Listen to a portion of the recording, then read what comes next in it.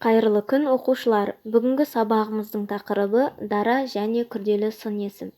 Бүгінгі мақсатым дара және күрделі сын есім туралы білу, ережені түсіну. Енді жаттығуға назар аударыңыздар. Мәтінді түсініп мәтінді оқып, мәтіннің астындағы сұрақтарға жауап бересіздер.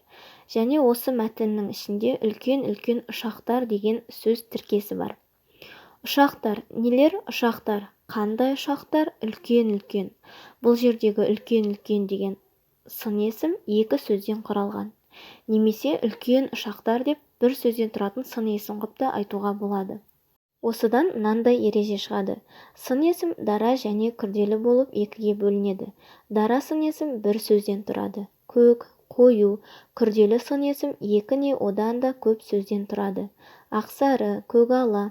Күрделі сын есімнің құрамындағы сөздер бөлек-бөлек жазылады. Енді дәптерлеріңізге мына екі өлеңді көшіріп алыңыздар. Көшіргеннен кейін сын есімдерді тауып, оның қай түрге жататынын анықтаңыздар. Сосын дәлелдеңіздер. Жауаптарыңызды күтемін. Бүгінгі жаңа ережені жаттап алыңыздар. Сабағымыз аяқталды.